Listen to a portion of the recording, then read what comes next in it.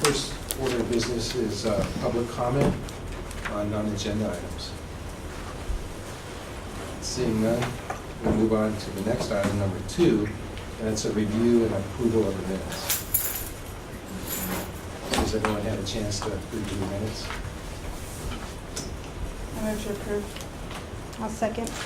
All those in favor, say aye. Aye. Opposed? Okay, so the minutes are approved. So that leads us to number 3, which is information items.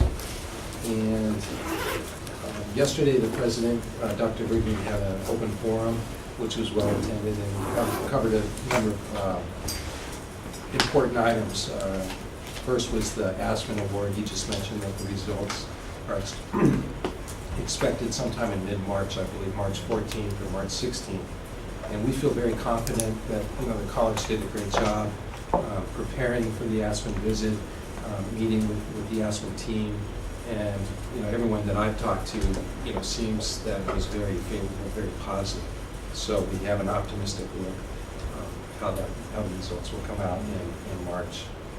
Accreditation, the accreditation team visited us last week, October 19th. And again, a lot of favorable information coming from the accreditation team. They met with Dr. Verdian after their interviews were complete and shared a lot of good information, how things like the transparency at the college has improved. We're now sharing information. We have an integrated planning model in place that appears to be working well. We're currently in the annual update phase of that integrated planning model. So a lot of favorable comments. We won't know the final results until early February, but based on my interview with the team and Dr. Verdian's and everyone else that I met with, it seems like we're on the way to good news. May not be completely good news, but it appears that things are looking in the right direction. So at the last board meeting, the Board of Trustees approved a resolution for 2 election initiatives, Proposition 51 and Proposition 55. So I just wanted to make a couple comments about those items. Proposition 51 is I'm sure everyone's heard this, but I'll repeat it, forgive me in case anyone hasn't. But Proposition 51 is an initiative that would provide $9 billion for facilities improvements for K through 14 institutions. So K through 12 would receive $7 billion, and K through community colleges would receive $2 billion. It's very important for Pasadena City College because the way the $2 billion would be allocated, it's based on a list of projects submitted to the state over recent years that's prioritized by the state chancellor's office. And Pasadena's U building is the #1 project in line for funding. So if Proposition 51 passes, the U building would be the first project to be funded on the community college side. So that's a little over $60 million to raise the existing building and build a new building there. It doesn't get the state in more debt if you want practice. It does get the state in more debt, and I was going to go over that a little bit. Currently, the bond itself, it's $9 billion, and it would be repaid over a 35-year period. And the total repayment, including the principal and the interest, would be about $17.6 billion. So $9 billion of principal and $8.6 billion in interest. And what that equates to on an annual basis is it would require the state general fund to cover $500 million a year. So the state's current general fund, it's in excess of $120 billion. So it's, if you look at it as a percent, it's a small percentage. And the general fund at the state level currently covers anywhere from $3 billion to $5 to $6 billion has been the highest for debt service. So it does increase the debt service payments of the state, but it's not blowing it up. So even if we don't pay directly from our taxes, it doesn't, with the time, it doesn't increase our taxes so we can pay the debt. The way the state general fund budget works is it's looking at all sources of revenue. So you have personal income tax, you have sales tax, you have corporate income tax, and some other smaller level items. So as the economy grows, the tax base grows. So more people in the workforce with lower unemployment, you have more people working, more people paying tax. So it's probably not going to have a direct impact on each individual's, but the base itself is larger, so there's more people paying in. That's the theory. And when you look at the offside, when the economy is declining, unemployment going higher, then the general fund declines and it becomes a higher percent of the general fund. And just to give you some perspective, since 1998, the state has issued $4 billion in statewide bonds that support community colleges. So local geo bonds, which is similar to our Measure P, which we're currently winding down, statewide districts for K through 14, so community colleges and K through 12, there's been $95 billion issued statewide. So the direction, in the past, it was more statewide bonds to build facilities for schools. Now it's going more in the direction of local bonds. So our Measure P is only paid by our local property tax base. But the problem with that is that some districts in our state, they have a lower property tax base. So even if the voters approve a local bond, there's not a tax base that will support the bond. So they can't issue the bonds because the property taxes aren't high enough. So that really creates inequity between the districts, and that's a huge issue. So I think that's one of the favorable issues related to Prop 51. It's statewide and would provide those types of districts opportunities for that. The other measure up for election is Prop 55, and Proposition 55 is an extension of the income tax component of Proposition 30. So as you all probably recall, Proposition 30 included two components, or includes two components. A sales tax component, which expires at the end of this year, and that's about 20% of the revenue generated by Prop 30, and an income tax component. So the income tax component is a higher tax rate for individuals making more than $250,000 a year, or married filers earning more than $500,000 a year. So it's a higher tax rate for them. That expires at the end of 2018. So what Proposition 55 does, it proposes extending that tax on high-income earners for an additional 12 years through the year 2030. It does not extend the sales tax component. So no matter what, currently the sales tax component will expire this December 31st. And to put things into perspective, Proposition 30 generates about $18 to $19 million a year for Pasadena City College alone. So it's a huge portion of our funding source. And the sales tax component, it's about $4 to $5 million a year. So the income tax component, it's about $14 to $15 million a year. So if Proposition 55 passes, we can count on an additional $14 to $15 million a year to our general fund coming in. If it doesn't, then we have a shortfall that we need to plan for.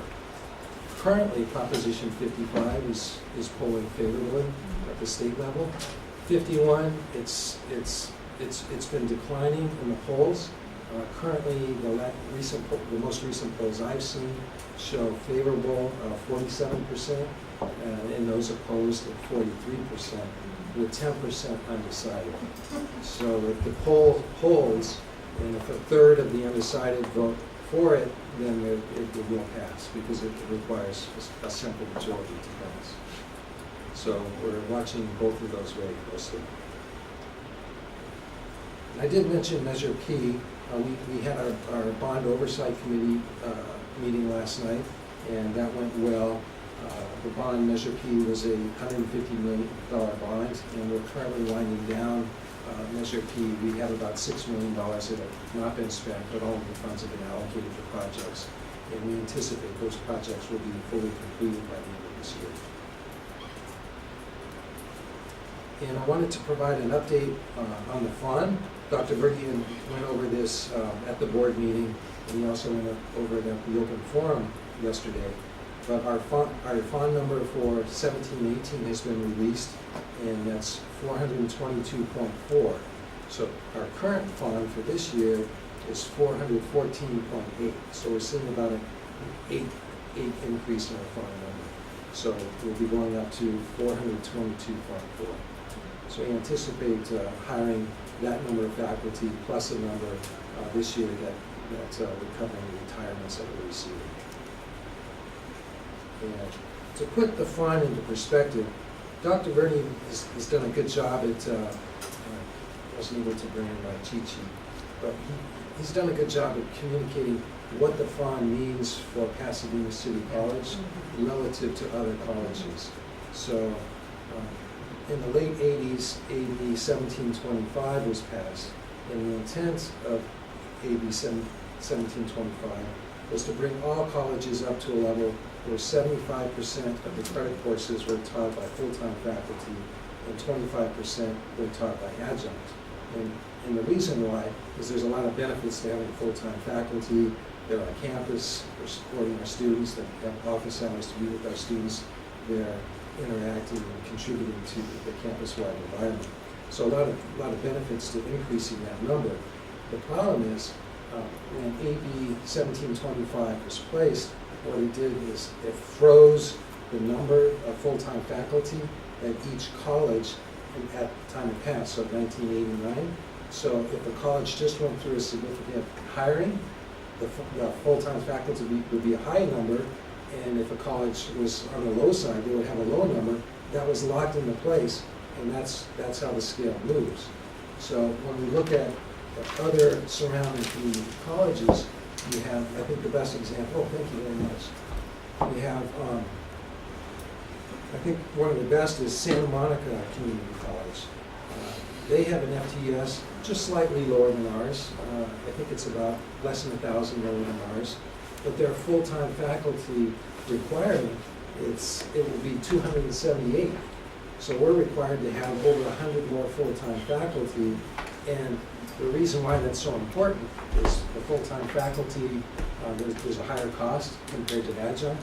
So Santa Monica is generating about the same level of revenue, maybe slightly less, but not that much less because they have about 800-900 less full-time equivalent students.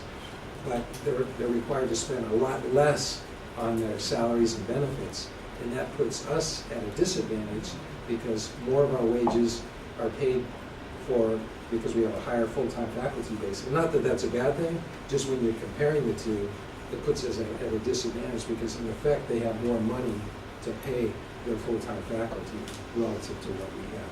Another good example is Mount SAC. Their full-time equivalent number is about the same as ours. Full-time faculty number at FARM, it's moving up to 433, so just slightly higher than ours of 422. They're required to have 8 more full-time faculty, right? But they generate about 9,000 more FTES. So 9,000 FTES at $5,000 per FTES, that's a huge number. So,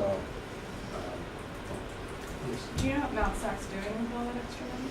I really don't. I don't. Yeah. You don't have to tell it. No, I know. But I'm just I- wondering. Like, I mean, it seems like we're doing okay. I mean, if they're getting, what does that equate to? Like $16 million more or something? On the revenue side, Yeah. let's say it's 10,000 FTES and 5,000 in FTES. Yeah. So 50 million more. Well, I mean, I can, anecdotally, I can speak to that, just from examples I've heard from various faculty who adjunct there and adjunct here. I'll give you Cindy Fu as an example. She mentioned that there is a speech lab and that their tournaments that they participate in are funded through district dollars, and they attend multiple. Where here, we're funding that through the Student Services Fee Activity Fund, and you know, the idea for the speech laboratory is good. We just need to find the space, the equipment, and be able to fund staffing for it. They also pay their faculty more. Yeah, yeah. So like, if we're gonna talk about speech, their forensics faculty get paid more than we do, plus get a huge stipend on top of it to spend Yes, hours. that's what it's going to, a big chunk of it. Yes. A comment and a question, and maybe they have the money to fix their air conditioning systems. Seriously, it is a major problem. As I go in and I evaluate all this faculty, I'm just mostly I'm totally frozen, just absolutely frozen. I mentioned Measure P There's before. nothing wrong with that. I agree. That's right, wear a sweater. Okay? Keeps With the remaining $6 You can always million, get warm, you can't get cool. Yeah. with the remaining $6 million of our Measure P, we do have about a little over $1 million going to air handler replacements. It's not going to solve all our problems, but it is chipping away at our air conditioning. Going back to the Mount SAC example, do you happen to know, I don't even know if you look at this, but do you compare our budgets to other community college budgets? I do. Because I think I looked and they don't have that big of a surplus, so they're doing something with the money. You know, they have And I think it goes to they're paying higher. reserve. I mean, I can't confirm this, but what I would suspect is they're paying a higher rate. So they're Mhm. paying, faculty, classified managers a higher rate. And again, I can't confirm that. Because That's I know what suspect. in Santa Monica, I know they started out the year with only $2 million more than we started out with. But I can't remember the Mount SAC. And I could pull some numbers and share, maybe with BRAC, Yeah, those are some 'cause numbers. that may be we can interesting look to at. know. Yeah. A lot of times we compare, the fund, but Right. where's that money going in the budget? Yeah. That's the important thing. I know when I was a department coordinator, I always had to wait for my adjunct faculty to get their jobs at other schools where they were getting a higher hourly salary, they were getting paid for more office hours, they were getting health benefits at local colleges, so they would get their schedule set there and then see what they had available to work at PCC in their schedule. On the fund, what is, because we hired a number of one-year temporaries, so how does that factor into the 8 that we need to hire? Yeah, so the number that we need to hire, we need to increase our full-time faculty by 8, but we need to take into account things like that and also retirements. So we'll be hiring more than the 8 to cover retirements. How many of the full-time temporary do we have, like 8 or Yeah. something like that? 6? 6, okay, so that would be 14 plus whatever retirements there are. Right. That are announced in time. Right. Correct. Good discussion. Are there any other questions or comments? Maybe from the other I'm place. just joking, encourage your faculty to announce their retirements in time. Yeah, how do we go about that? Do we send something out saying, just go, no? Nudge. We have a window in which we need them to announce their retirement. What's the window? What's the deadline? We need them to announce after May 1st, but before the end of the academic year. After May 1st and before June 3rd. I mean, all serious, I don't think most faculty who are considering retirement realize the impact on the hiring for the next year. I think we just need to publicize that a little bit more, just so people are aware. Wait, no, so when do they need to announce in order for Rajan to consider an extra hire? Because May 1st is too late, because last year when we had that meeting in here, he was telling people that it doesn't matter if you haven't announced yet. He's not including it. What we do, we project the retirements. So we'll go, before the hiring starts, before we make the prioritization of who we're going to hire and the number we're going to hire, we'll project using the fund, our current full-time faculty, and what we project the retirements will be. And then we'll probably add a couple extra as cushion in case any unexpected retirements come before the meeting. So, Because that meeting's in November, right? right, yeah. So I know Terry and Dr. Green are working on numbers right now as far as what that projection should be. And it's a good discussion because, it really tells us as a PCC college community, what are things affecting our budget? Okay, we have, our fund and, we're at a disadvantage to some colleges from a funding standpoint as a result of that. And that impacts a number of things on campus. So that really concludes the president's report on behalf of Dr. Bernier. The next item was an update on academic affairs. I know Dr. Ginny's not here. No items? Okay. So next we'll move to student affairs update with Dr. Udo. Hi, everyone. So I wanted to report back to you about our efforts in financial aid to award $1 million more to our students. And what we've identified is that would require us to find 333 more students to finish their financial aid application or submit their documents for their incomplete files. So we were able to use a new text messaging system. Remember I reported that last time? And we were able to get 200 students to come in and complete their files. So it was a really great effort that we'll continue to utilize. The next area is with Dr. Ketmani Kuan-Chow. She is our new Dean of Special Services. We're going to build in the social work services component to her duties. So the social work services coordinator, any kind of homelessness support, our rapid emergency funding that Dr. Foster is working on with the Senate.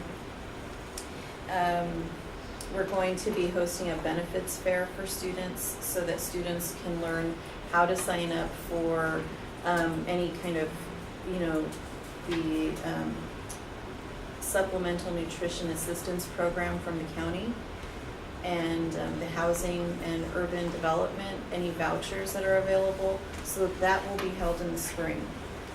And our PCC food pantry will be located in the second floor of the campus center near where the associated students meet, and that is set to open in the spring. So those are two really important announcements. Some other efforts that we're currently undertaking in order to increase our enrollment for winter and spring. We're looking at the students who applied for fall but did not enroll. And so we had over 20,000 applications submitted. 48% of those students enrolled, but the rest were left on the table. So we're going to be connecting with those students via email and potentially text messaging. The students who submitted an admission application and those who also submitted their financial aid application. That's two behaviors that they were able to do. They just didn't cross the finish line and enroll in one of our classes. So we hope that will help us to meet our enrollment targets, since at this point in time, if Dr. Juni were here, he would remind all of us that 24,038 is our FTES target, and we're currently at 10,000. Usually by fall, you meet at least over half of your FTES target. So we're not in good shape at this point. We need a big winter and a big spring. So hopefully these recruitment efforts will help us out. We're very excited that our request for proposals for a new food vendor or just a new food vending contract is currently underway. That closes this week, and the Dean of Student Life, along with our students' representatives, will be helping to pick the winner of that RFP. I'm also happy to announce that we received a $6 million Title III STEM grant. So congratulations to the faculty in the room who helped to write and submit that, Stephanie, Valerie. Dr. Brock Klein is currently working on making sure we're dotting all of our T's dotting our I's and crossing our T's. And we have Dr. Veronica Jaramillo is in DC learning all about what we have to do for that grant. Basic skills, Triple SP and student equity, we are required to collaborate from the Chancellor's office. And this is really good. Last year I hosted a meeting with everybody who led a pot of money, like a grant or a categorical fund, so that we could identify what are our common goals. Let's braid these resources rather than work in silos and spend money on our own efforts. Well, now the State Chancellor's Office is requiring us to work together.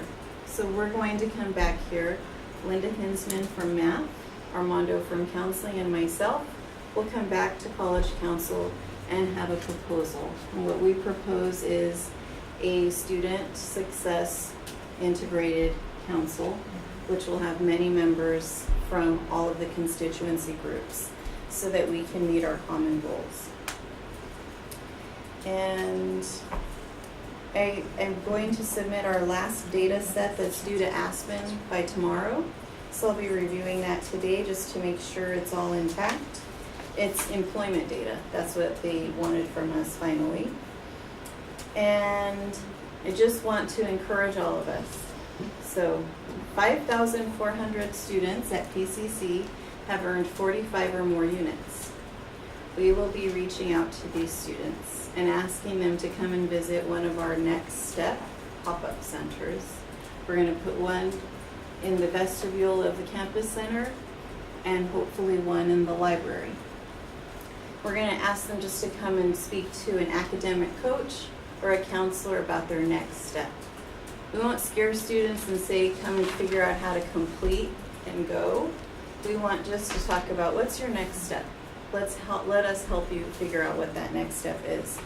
Because if we can graduate 400 more students, then we will become #1 in the state of California and we'll beat Foothill De Anza. And if we can graduate, right now we graduate 39.2% of our African American student cohort. If we just can graduate 50 more African American students and around 500 more Latino students, we'll become #1 for another group, which is the Community College Weekly. They keep track of all of our performances. And I think that we can do it. We have 5,400 students on the list. So we'll be coming back here to see if teachers would display a PowerPoint slide while your students are assembling in their class. And if all of us just, encourage a student, hey, go and talk to somebody there at the Next Step booth.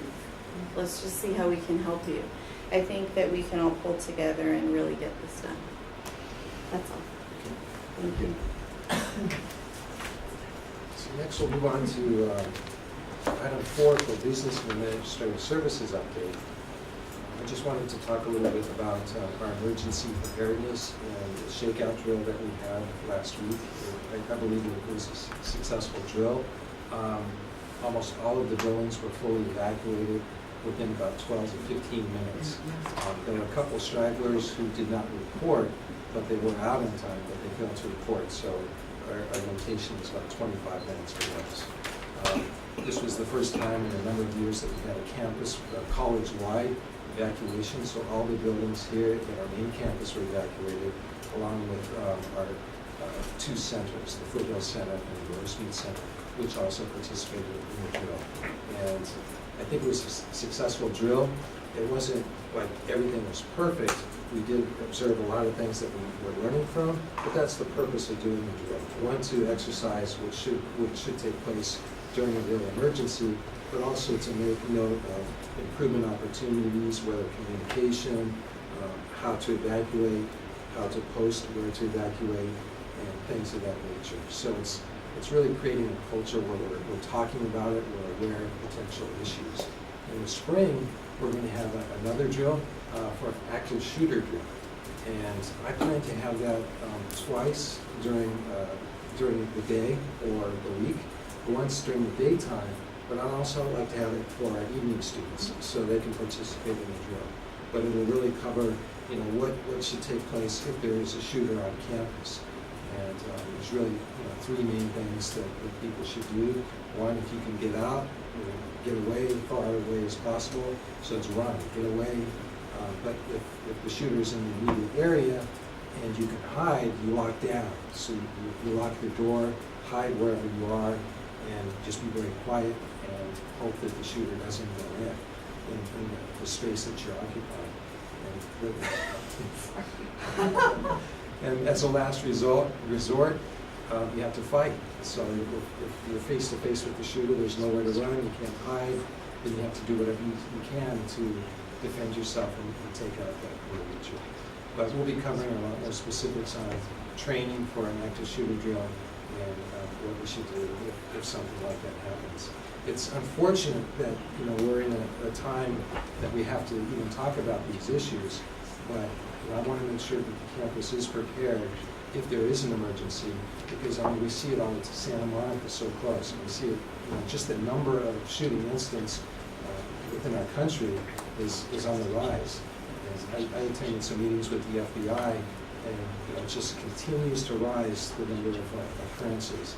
So being aware of what to do is one step in protecting yourselves, protecting our students and everyone on campus. I have a question. Do they, when they report these trainings in Israel, do they talk all the to all the teachers that they know that this is gonna happen? Because I'm the one who running at the end, trying to get things done, yeah? And I find out that a lot of teachers, because it's a drill, they stay in the classroom, and some of them, they even get mad. And in a case where it's the real thing, I can tell you, they don't know what to do. Even when the drill, they don't want to participate because they have their students or whoever. And I don't know if they know exactly that they have to evacuate or what's their problem, but they don't want to. And I've been in cases where it's the real truth and people freeze and they don't know what to do, but they don't want to participate in this thing. So I just want to ask, do the teachers know? Do they let them know that they have to evacuate? There's communication campus-wide, several communications that went to everyone, classified, faculty, students. So it was broadcast announcements with detailed explanation and description of what should take place with an evacuation map.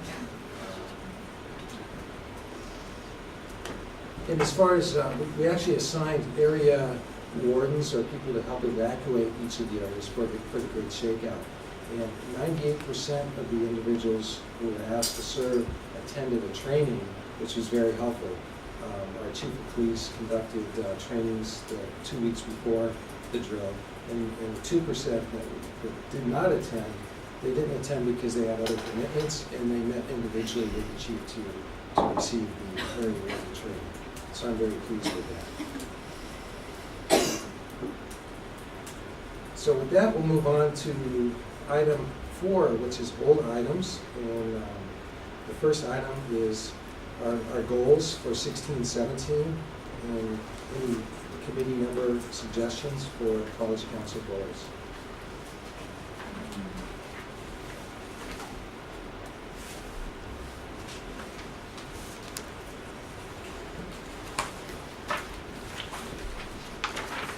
We asked you at the last meeting to think about this. We thought Okay, just say, you shouldn't all look surprised. Wasn't having all of the memberships and the everything, isn't that supposed to be one of them, for all the subcommittees? Is it? It's updating all of the memberships for the subcommittees should probably be one of the goals. Was it memberships and choices Yes, of the standing committees? yes.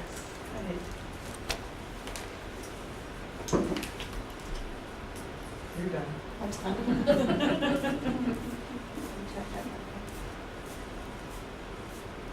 One for the year? I thought that one was already done. It's not.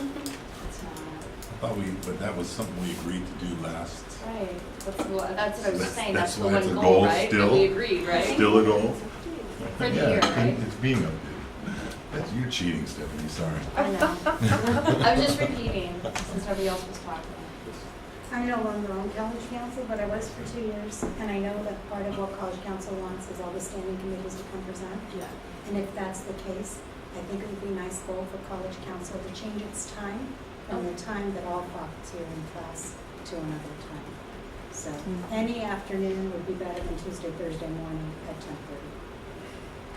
Is there a time in the afternoon after, which would be good, like after But 1 o'clock? anything 2 but o'clock? 90% of the faculty, of the full-time faculty, teach at 10:30 on Tuesday, Thursday. So if you need those faculty standing committees to come talk to you, it would be ideal not to be pulling the faculty out of class to do that. Case in point today. About 12 o'clock when is the lunch? There are other Just kidding, I'm meetings. just kidding. There are other meetings at that time, unfortunately. That's a good suggestion to get more participation, I agree. Well, I would say since equity is something that as a college we're focusing on, it makes sense for the college council to also have an equity lens or an equity focus for our work. Yeah, thank you for bringing it up. I didn't want to be the one saying I would say, whenever we review proposed changes to policies and procedures, that we use an equity lens. And that would mean, are we taking institutional responsibility and professional effort to achieve student equity? Is this helping students? One of the things that Chafee does, our competitor for Aspen, is they ask the question, is this increasing hope of our students? So any proposed policy or procedure revision or new policy and procedure, that's what they ask. I think it would be helpful if the group looks at the goals for the last couple of years of the council and maybe the progress that's been made. I don't know if we've already Hard done. that we had. Yeah, we have Saying, That's That's why the it's whole hard. goals thing is kind of a Okay, thank you.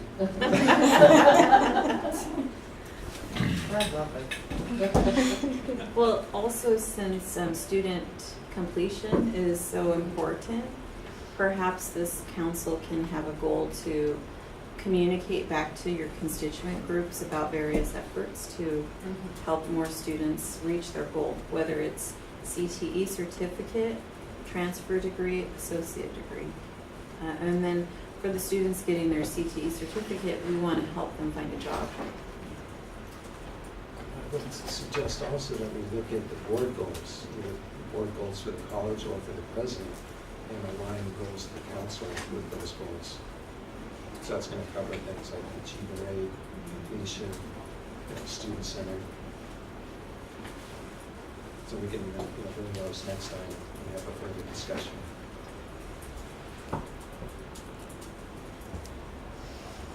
Okay. So we'll move on to the second item of old items, and that's board policy 3251, institutional effectiveness. Crystal. Yep. Let me just find that for you here.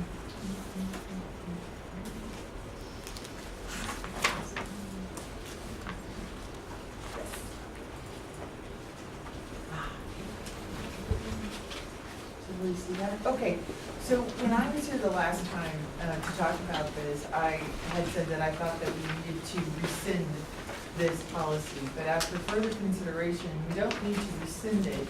The problem is that we formed a committee in a board policy, which means that it reports to the Board of Trustees, which is not something we ever want to do. We don't want a college shared governance committee of any sort that actually has direct reporting lines to the Board of Trustees. It should always be to the president or to some other group on campus. So what I did is I just rewrote the policy statement to take out the formation of the committee, but still keep the intent of program review and evaluation for our instructional student support and operational units. So if you got anything that actually formed a committee that reported to the Board of Trustees, since we really don't want that to ever happen. Comments?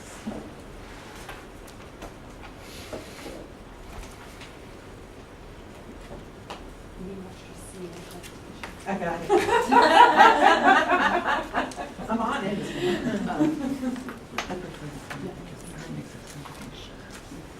So I just ask that you take this back out to your groups and let them know what we're trying to do here. Have you already brought forward an administrative procedure that is going to include the institutional psychology? That's going to be there, right? It will, it'll come back. I have to get the policy statement first changed so that we no longer have a committee that's reporting to the Board of Trustees. The administrative procedure can stand as it is right now until we decide to review it. It's just that I need to change the policy statement so we don't have this committee reporting to the board. Any questions about that? So I guess I'm just asking you to take it back out to your constituent groups and explain to them the changes that we've made and why we've made it. we'll bring it back next time. Any comments? Yep. Okay. Moving on to number 5, new items. So Dr. Scott with number 1, meeting norms. Okay. Over the summer, the governance work group for accreditation created some meeting norms that we wanted to just share with people. And the idea was that people could adopt them, they could revise them, they could create their own, but it just was a starting point for groups to consider utilizing them. It kind of goes along with the ethics statement, which we now have posted in most of our conference rooms, and it's right up there right now. But as we try to become more collegial and more ethical, it would be nice if different groups thought about this at the beginning of each year, just to remind ourselves of how we want to be. And this was part of the accreditation evidence, and so Crystal and I were talking and thought perhaps it should come to College Council. Perhaps College Council could make some kind of recommendation that groups adopt some type of norms, and they can use these as a starting point. Lenore and I, who oversaw this, we opted to write it in a positive manner versus we will not do this, we will not do this, but it's all in a more affirmative language. So that's why I'm here, it's just to present it and to ask that it be forwarded to various shared governance committees, and to the extent that the Senate and the classified Senate want to look at it and adopt it, it's just there for however you want to use it. It was just trying to be helpful. Have our groups had a chance to look at these? And probably not yet. Well, I think that the norms may have gone to various groups. Did Lenore present it at the Senate? I don't know. Yeah, she sent them to me, but she didn't present them at the Senate. Okay. Normally at the retreat, we go through our own norms. Okay. But I'm not adverse to this, I could bring it. Okay. So the committee support group, committee support committee, developed a committee chair training module for the Senate, and I contacted Lenora to get these to include as an example of norms for committee chairs, but also included instructions for creating your own norms. Okay, if great. you so wish to do. Since this is College Council, we have standing committees. Can we just make a motion to forward this to the chairs so that they can review and adopt as necessary, since we oversee subcommittees? So that's my motion. I made a motion. Second. Were we thinking just standing committees, or was the intent for this to go out to all of our groups? The reason I made it for the standing committees is we don't have no power over other groups, but we have some. So the other groups can consider them as they want, Correct. but we can actually ask our standing committees to review and adopt. And if the standing committees want to adopt some of them and add other ones, each group can do as it chooses. But I think it would be nice for each standing committee to create some kind of meeting norms, and if we could just create standing committee. a recommendation for the standing committees, I think that would be appropriate. So we have a motion on the table. Okay. All those in favor, say aye. Aye. Any opposed? No. Okay. Moves forward. Thank you. Okay, number 2 on new items is Dr. Foster and Crystal covering planning and priority standing committee membership and charge.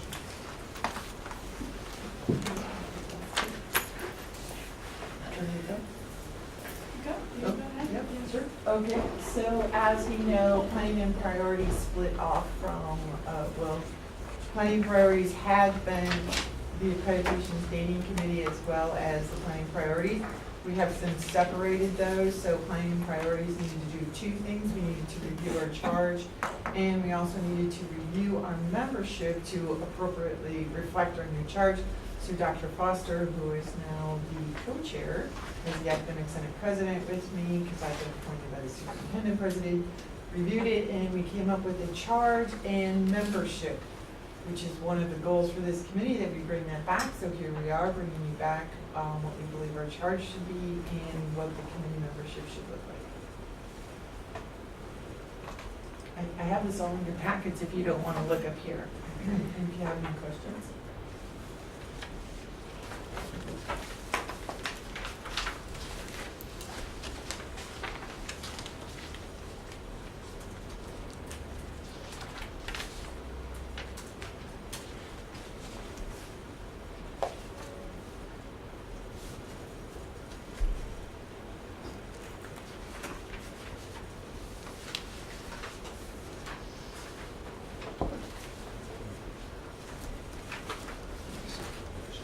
So I assume that the bold are the additions?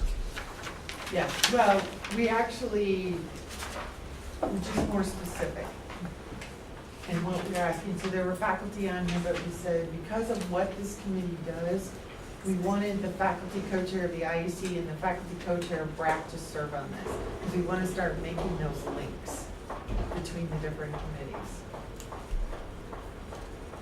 So the bold is yes.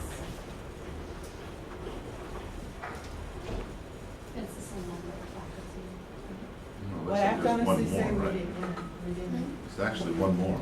You've increased the faculty and you've decreased the classified Yes, by 2. because Decreased the you classified by 2. dropped 3 faculty, but added 3 faculty with the co-chairs and Well, then we- instructional and non-instructional. So we have the classified center president, classified staff from facilities, classified staff from instructional. We removed that one, but we added the research and planning analyst, which is a classified employee at the bottom. Also, you didn't, Crystal didn't mention is that, I didn't.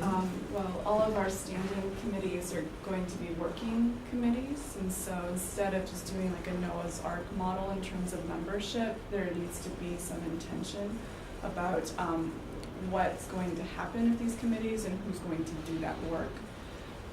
And that's one of the reasons that certain faculty are classified or are listed here. Could I recommend that for number 18 that it be classified, put classified in front of the research and planning analyst, that way it's, Easily identified as a Easily. classified member. and we know it's And grouped classified. together. Sure. Now, I was a co-chair of this committee for a while, and we were constantly needing to ask people from BRAC and IEC to come in to just be there, so they need to be there anyway, so it's good.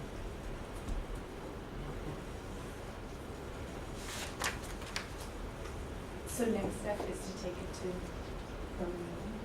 are we ready to pass this? or- Well, according to the guidelines that you guys passed, the charge and membership is the purview of this committee. So if you agree to it, then we'll move it forward. And actually, right now, this committee can't even really meet because we separated, so Valerie and I are waiting for this to get approved so we can bring this committee back together and get them working. Okay, then I move that we accept this membership for planning priorities. Okay? I'll second. All those in favor, say aye. Aye. Any opposed? Moves forward. Thank you. Okay, more work, Valerie. The third item, OER working group, Leslie, Julie, and Walter. Great, great. Great, so here, Crystal, can I give you this? Yes, of course. Just And you'll tell me what I one told you. more. Does everyone know our desks? Well, let's meet with them. Yeah, we'll just brief introduction. Hi, everyone. I'm Walter Butler. I'm from the library. So, And Julie Kiotis, social sciences? and we are here from the OER ad hoc committee under professional development to just discuss moving the ad hoc committee to be a working group under college council.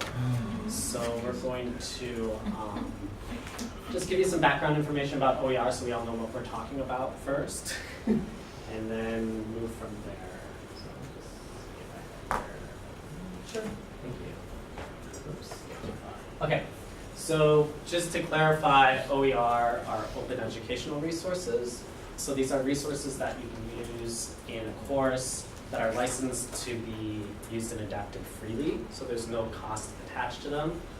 Most of the time when we refer to OER, like right now, the big initiative is to adopt OER textbooks, as these will have no cost for the student and very little institutional cost to implement. there's going to be some back and stuff because of the technology involved, but there's no adoption cost attached to them. But OER also expands into modules and course outlines, images, videos, software, and assessments. So other components of the instruction, when there isn't a textbook available, can be put together, and we can develop course readers or whole course structures that are completely OER if we don't need the textbook at all. So that's what we're working on. And why is this so important? Obviously, it lowers the cost of education. Right now, textbooks, we have seen an 87% spike over the past 10 years.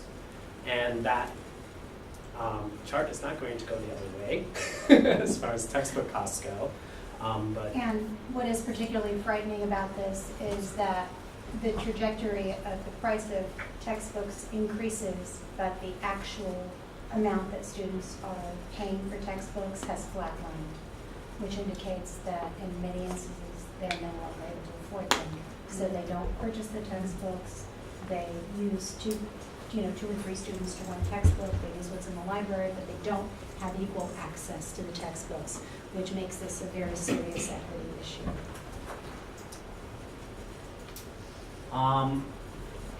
Some concerns that we come across about like academic freedom, but OER is really supporting academic freedom. Within the world of OER, we're actually increasing the choices for faculty as far as what they can adopt and adapt within their classroom. With textbooks, you really aren't supposed to do much about the content within it. Within OERs, you're able to edit and shift and add as needed, which is really important. And you're not going to be locked into a system or a contract with the publisher as well, because you then own the material is now yours once you adopt it. And faculty can cut, paste, use chapters from different books to meet the needs of their students in their particular coursework. And this will lead to a more sustainable curriculum in the end for all parties involved.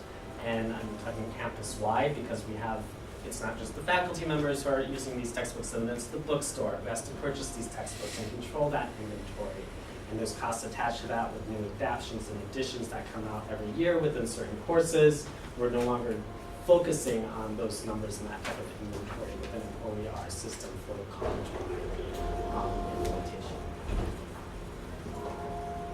So right now at PCC, and what we've been working on for the past half a year, since January, is that we've been looking at what OER usage looks like at PCC. So at the end of 15-16, there were only 9 faculty that were identified as using OER. Since we began this initiative and really getting out there and communicating, we have seen a high increase where we have now 53 identified faculty members who have adopted OER, which is impacting 8 P4 course sections, which is leading us to a projected cost savings for the students just for fall of over $300,000. And the great thing about this is that every time we get in front of faculty, explain what it's about, explain what can be done for the students, faculty who can easily move quickly, and then what we need to now do is put in some training to help everybody who wants to move along. So as far as planning and initiatives go, part of our support system is that we became an OpenStax institutional partner. So this was an application process that we had to go through, and we were chosen as one of the 11 institutions nationwide to be in this program. It's a free program, so there's no cost for us. There are other programs like this that focus on OER support with campus-wide initiatives. Another big one is the Open Textbook Network, but they charge it's like $5,000 for the institution to join, and then that's with a matching grant, another $5,000. So that's a $10,000 cost, but we're doing this support with no strings attached, and it's free. And what that does is Julie and I participate in monthly calls where we're talking to the other institutions involved, we're learning about their implementation process, we're sharing our implementation process, and we're growing together through this. OpenStax is a publisher of open educational resources.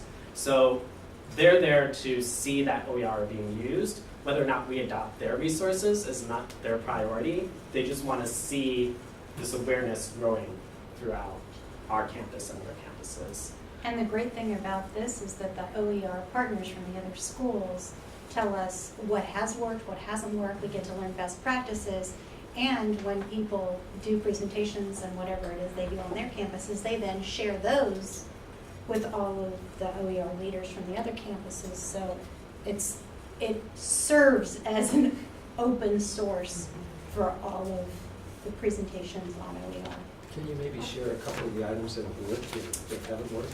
Well, one of the things that they talk about is that how important it is for faculty cheerleaders to be on the ground floor of this, because we're in the classroom every day with the students.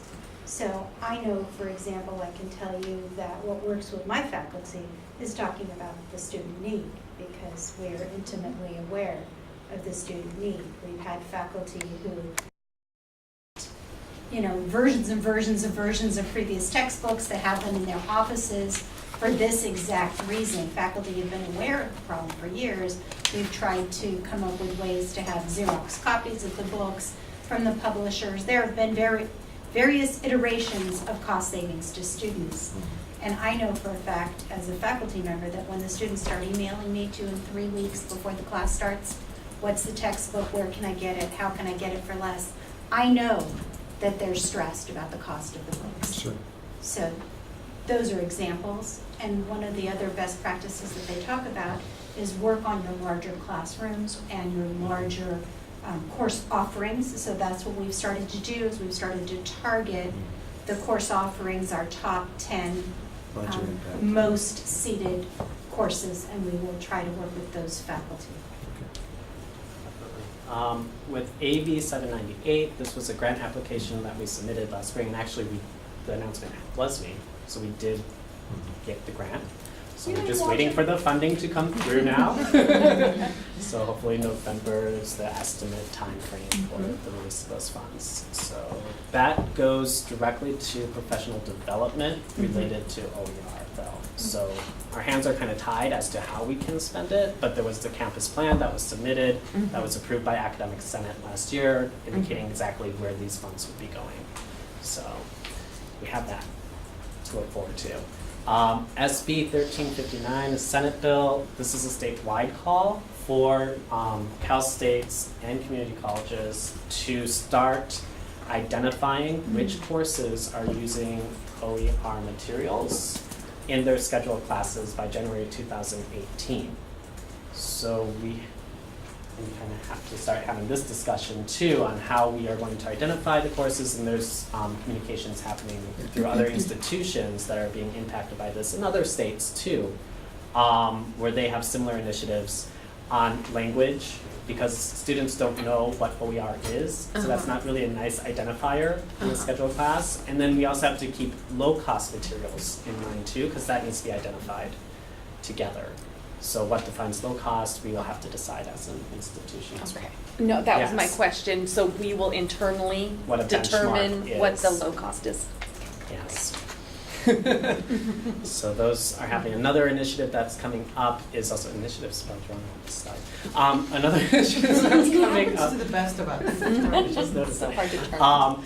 Is there's an RFA out there for designing and implementing a zero-cost textbook pathway for a degree or certificate at community colleges. So that's something we're looking into. I'm working with Academic Affairs with this as well. And we are looking at other colleges in the area that have this up and running as well. Santa Ana is working on it. Cerritos is working on it on their own outside of this grant opportunity, because they were involved in another grant that they achieved to develop these courses and programs And with at the zero state level, cost. these are called Z degrees. Yes. And they are a very big statewide push. And we want one too. And we'll push for it. We will. And pull. So resources and support that we have implemented, we have the OER LibGuide that's up and publicly accessible now for our faculty, and we've been showing that off as we've been talking to the different departments and divisions. And it has been getting a lot of attention. Actually, Los Angeles Valley College is using our LibGuide now. They reached out to me for their initiative on campus. Yay. And we are rolling out workshops through our equity pathways as well. So the first workshop is going to be Canvas-based to make it more accessible for faculty who can't attend a face-to-face type workshop. And so it's split up within 4 modules to walk them through what OER is, copyright concerns when we talk about OER, how to find them, and then how to adapt and edit them as well. And then we're also going to be putting together a faculty panel early December of our OER faculty who are implementing it, so they can share their stories as well of experiences and our ups and downs. If I could also mention, Student Equity has purchased laptop vending machines, and they're located in the library. Yes. That's one of our first efforts to make laptops available to students so they can access all of this information. But all students have to do is put their student ID in. The computer and the vending machine gets their information, and they can check the laptop out. There's MacBooks, or there's my version, you know, the Lenovo available, and they can check it out for 2 hours. 4 hours. 4 hours. We increased it to 4 hours Oh, due to the good. demand. I'm glad. And it's my little pet that I get to oversee in the library, which is great. Yeah. But yeah, they lots of use I out took of that my kiosk. students from College One over to see them, so they would know where to go to get them. Yes, that's How it's many very do you helpful. have right now? Right In now, the kiosk, we have 30 laptops, and then we have an additional 60 at the computer lab desk downstairs. and we can purchase more as they become more popular. and Yes, used- let me utilized. work out some of the bugs, the little bugs, but it's been really great. Really great. So, why here? Right now, as an ad hoc group under professional development, we are a small group. So it's Julie, myself, Leslie, Tara Curley, Lenora Rogax, and Susan Maverick from Natural Sciences. So we've been leading the march forward with this, but we really want to be more inclusive of all parties that are going to be impacted by this as we look at it more campus-wide. So we want to bring in the bookstore instead of having just passing conversations, as I do when I'm in there, and with DSPS as we look at accessibility of the different OER resources that faculty might want to include, and student services, of course, and many other pockets throughout campus. And as we move towards a Z degree, we're gonna hopefully need to have a faculty member from each division involved to help move those faculty. So hopefully we can get a faculty cheerleader in each area. Which would be great. And the working group status, as far as we understood, will allow us to have the flexibility to pull in people as needed instead of, we'll have the core group, but then we can pull in people as needed for specific initiatives or objectives that need to be completed. Yes. So you're imagining this being, so if this was a subcommittee of college council, it would need to be a shared governance committee. So you would have managers and classified and faculty on it. Are you imagining that this would primarily be faculty and then as needed have those additional I'm just wondering what the makeup of the committee is. Because in order for us to create a whole nother subcommittee, there's a pretty kind of, so I'm wondering if this needs to be a subcommittee, maybe of the technology, if it's a working committee. Well, it is the purview of this committee to create- form a task group or Right. working group that's separate for some initiative or Okay. topic that you feel it's necessary for. And this could be a short-term group or a long-term group. So you could set it up as a short-term working group, and then at some point, if you think it needs to be a standing committee of college council, you could do that. Could we create the student success standing committee and have this be a branch of that? Yeah, and if I could, I looked at my notes. Linda Hinsman proposed a really great name for the committee, which would be called Students First Committee. And it would be a standing committee of the college council? That's what we wanted to propose, yeah. Would that work for you guys if you were under What that? are the other logistics behind it? Sure, so Yes, the that's what we need to know. Students First Committee would have, at this point in time, would have a retention committee Okay. and a acceleration committee for basic skills.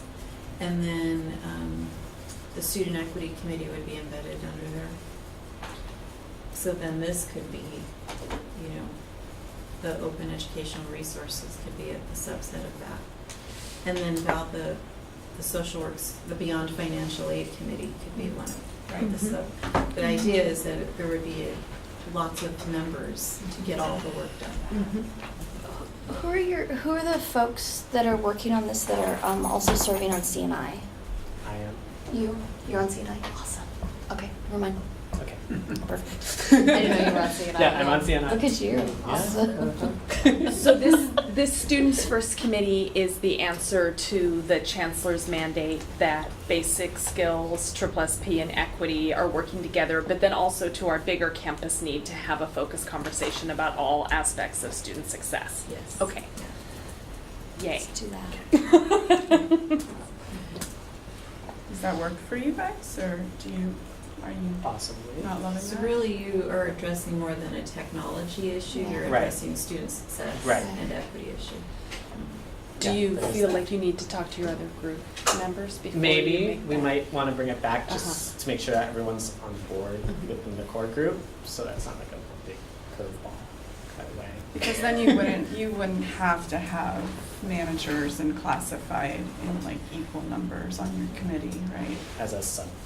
If you were a subcommittee of the college council, then your makeup would have to be more evenly distributed. Mm-hmm. Whereas you might only need those people at certain points in your process, and then you weren't tied to always having to see them. Okay. Okay. It just seems like it needs to be flexible, given Yeah. whatever the Yeah. task is. And that's Right. fine within the subcommittee That's what structure. we're trying to Okay. get to. Yes. So that, as long as that's still there, I Yeah. think that's what was really important to us, that we had that flexibility. Okay, Yeah, because I am it's fine with that. great, great Let's say stuff. that. Yeah. Okay, did you want to bring it back after you talk with the other group members, or are you comfortable with what's? Well, we have to create We have to that create one That has first to be before first, that, right. Yeah. so. But they have to be okay with it. They would Yeah. have to be okay Yes. with it. I think we're okay with it. I'm fine with that. I can make that decision. So Cynthia, just for clarification, Cynthia, are you guys working on a Students First Committee that would be a standing committee of College Council, or? That's what we propose, yes. Okay. So that would be on the next college council agenda for us Yes, to. and I'm asking Linda, she's not teaching, to come, and Armando.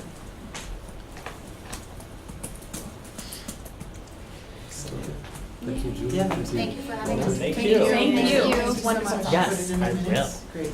Thank you. Walter, it's so good. I need to Yes. schedule for the new faculty. I know you do. Don't leave the room. We need you. A lot of them are already on board. Kidding. Like Walter Wait, said, no, they're the I ones don't. that. Just My stars. Yeah, He he came last year and they were like Yeah. eating it up. So I just want to pick a day when the most are there. Awesome, you guys. Yeah, the second I said it to her. Yeah. She has a question. Yeah, I actually have a question about OER. So associate students, I know you present to us, and we Yes. are like very much all in favor, but the one issue that is brought up constantly is how it's going to impact like our bookstores and stuff. Mhm. So how would we like make up for that? So, yes, and I've actually been speaking with Leslie Thompson in the bookstore about this, and she's strongly in support of this, so I don't know if she's as concerned about the impact. I think the question that comes, and like what we just worked through, is we had a textbook that was all PDF files, because it was actually developed at College of Canyons, and a faculty member who was there is now here, and she brought it with her. It's an open resource. So we had to format that and then get it printed custom for the library to have a physical copy available. I don't think that's the question. Yeah, But- I think the Awesome. Well, question she's is saying about that- money to students. Yeah. The loss of For- revenue. The bookstore generates. Right, no, but see, that wasn't her concern. She was more concerned about the logistics around the OER resources. What we talked about is like we don't want our bookstore to suffer. Like we are all in favor of this, but we just like don't. In terms of money, like how would that all be So settled? typically what occurs on campuses is bookstores sell more merchandise. Okay. So you make up for the lack of sales in textbooks to Okay. t-shirts, sweatshirts, paraphernalia, and supplies. Okay. But the idea is that I know Associated Students receives a portion of the revenue from the textbooks that goes towards funding a lot of our activities. But I think, it's about measuring the cost savings for the students to be more successful in college. And usually bookstores will sell more merchandise and that will Okay. make up for it. Oh yeah, okay. We were just wondering because we weren't sure, like, because we really want OER, like, a lot, especially as students, but we just weren't, like, if people would just bring up, like, the issue, but no one has really gone into depth to talk to us about that part. My concern would be if they didn't sell enough merchandise, is there a backup plan to make sure that they get the funding, to sustain the funding that they've had previously? Yeah, well, we could rely on our business side of the house to help us with Really, that. when you look at bookstore operations of a community college, we really operate to break even. We're not operating to make a profit because we're really here to serve the students. We have to cover our overhead. But the bookstores, the books that we sell, the merchandise that we sell, we try to have the markup just to the point where we're breaking even. We need to cover our costs, the cost of buying the books, buying the shirts, the pencils, whatever we purchase, the cost of the staff in the bookstore. But we're not trying to operate to make a profit, whether that profit's supporting, one group on the campus or not. We hope to break even, but not have a loss. If we do have a profit, then we distribute that to the students, and there's a couple other groups on campus that it's broken out to. But when you look at college bookstores, it's a huge opportunity for us, selling the merchandise. If you look at the top 2 bookstores within universities, number 1 is Notre Dame, number 2 is USC.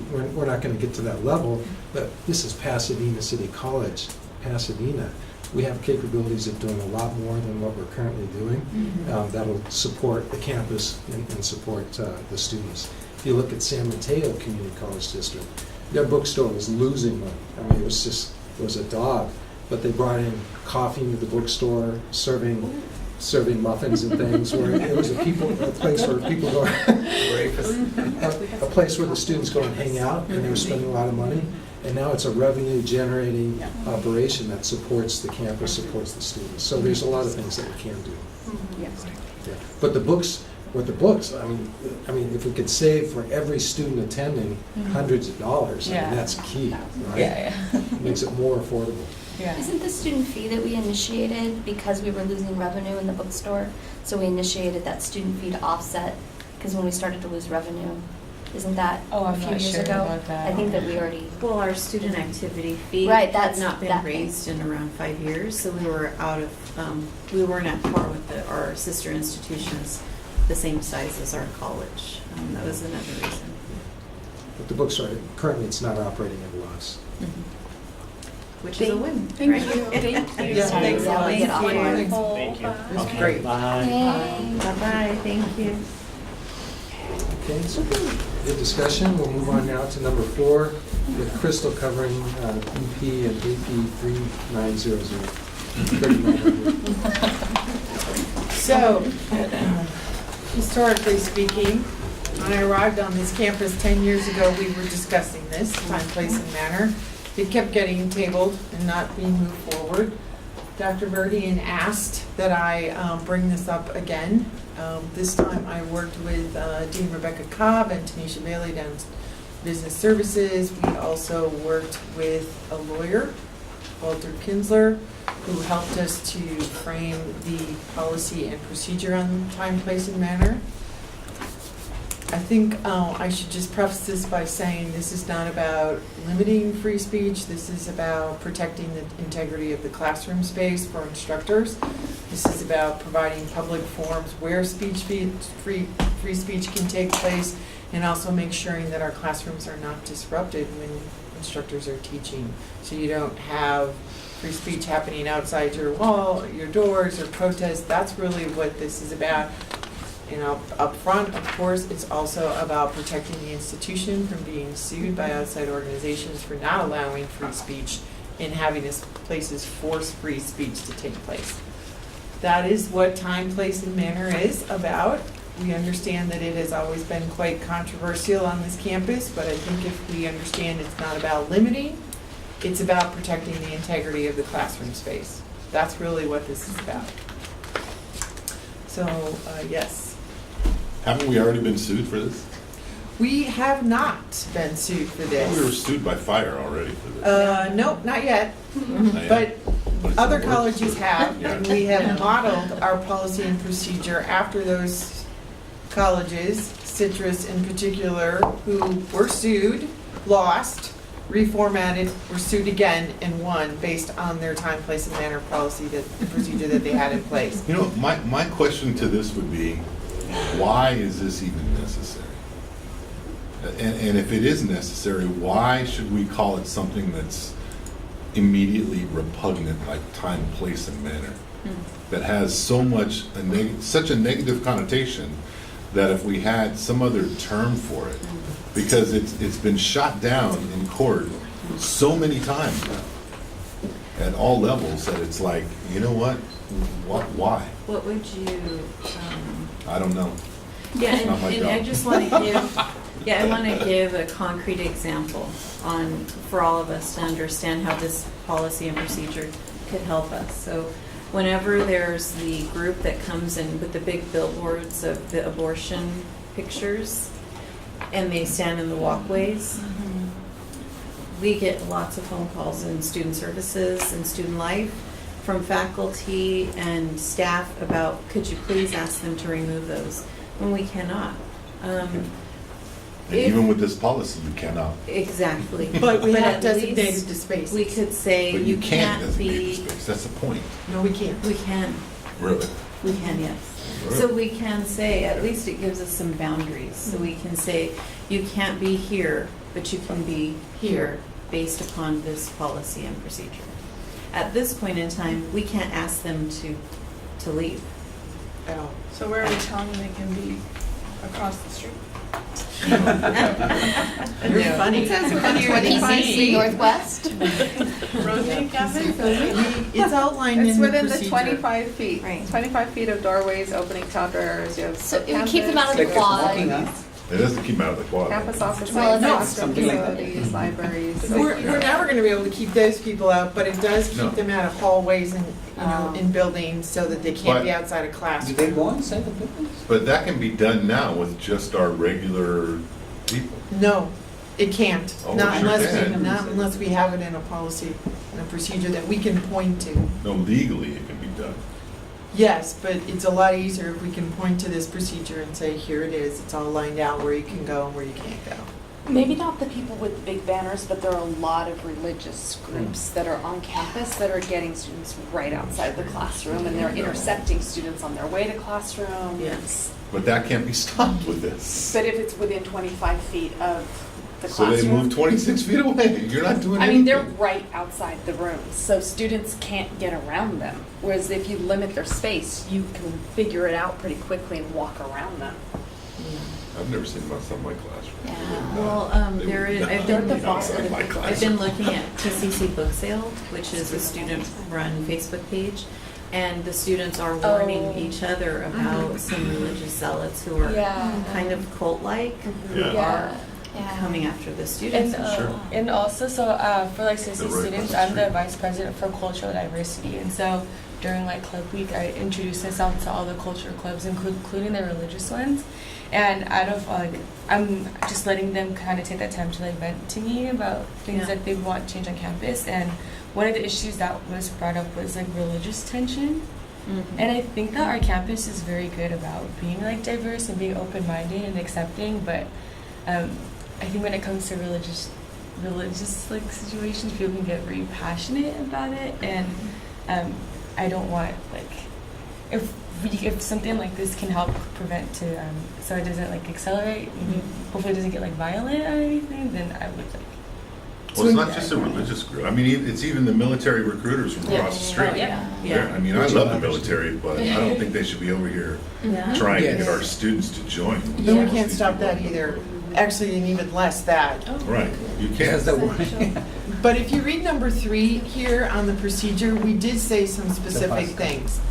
First of all, that amplification is only permitted Tuesdays and Thursdays from 12 to 1. So if they're bringing megaphones, they can't be out there anytime outside of that time period. We can regulate that. Amplification shall not exceed 60 decibels. Amplification is not permitted during finals week of any semester. So we are placing very restrictions on what they can do, even in the public areas.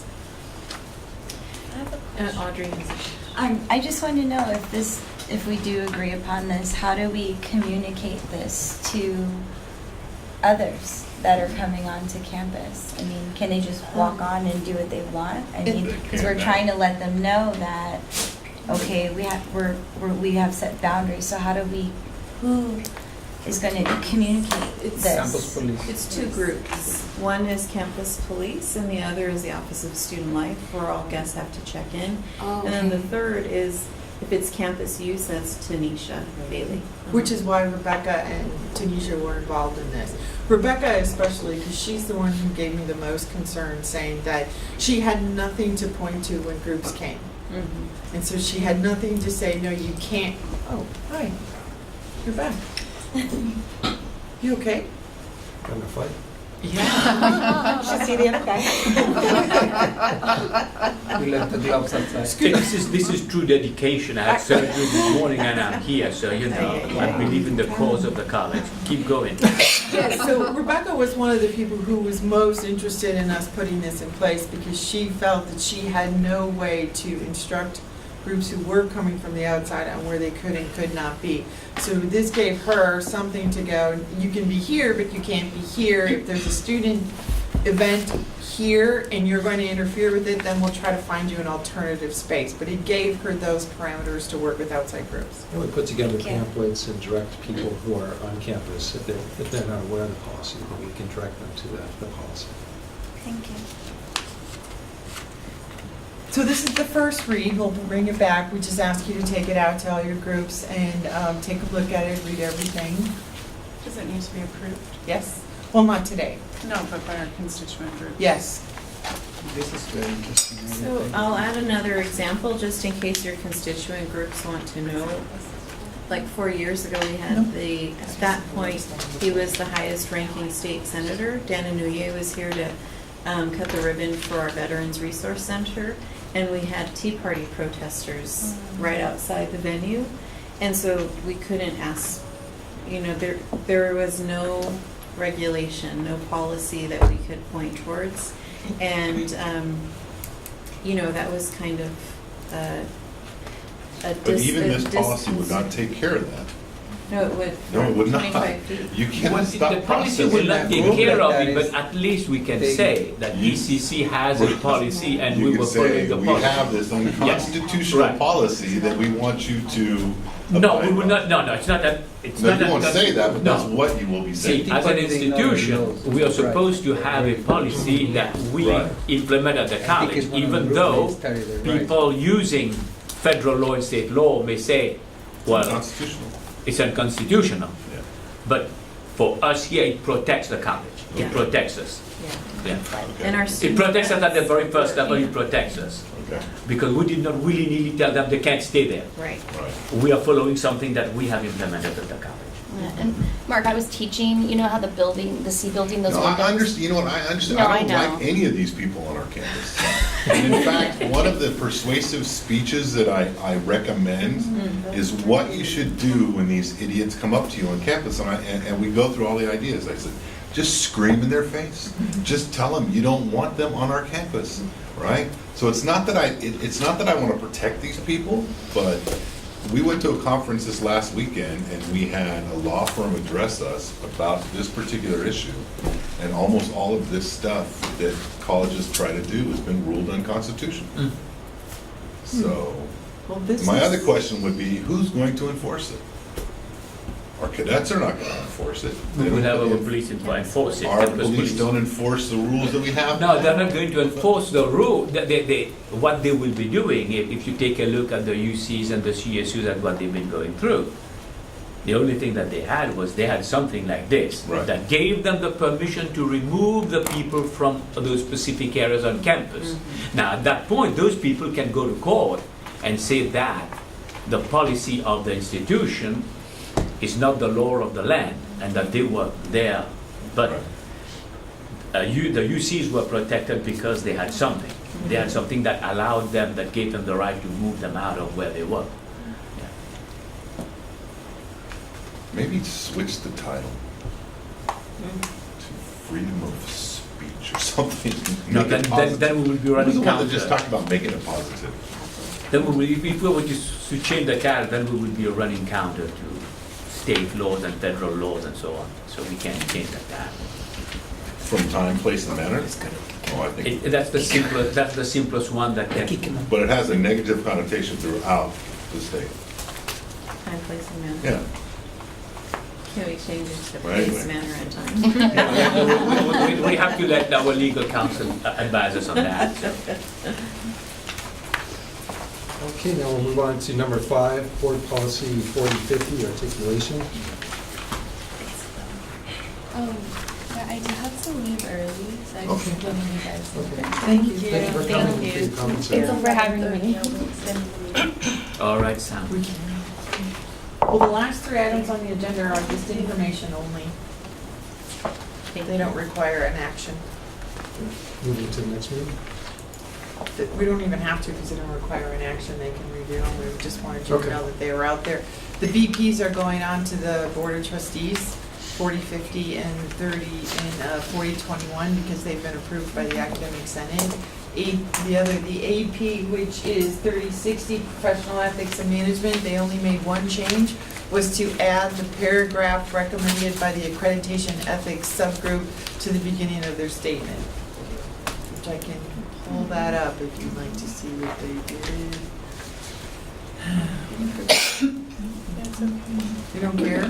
No, it's not that I don't care, I just know what it says already. Oh, okay. Because we were all asked to do it, right? Okay. We looked at it and sent it to. Okay, good. I don't remember how the faculty approved yours yet. No, they haven't. Okay. It has to go to our committee and they're still. So we'll move on to number 6 then. Are there any announcements? Any members have any announcements? Okay. Is there a motion for adjournment? Motion to adjourn. Second. Thank you. Thank you. Thank you. Right.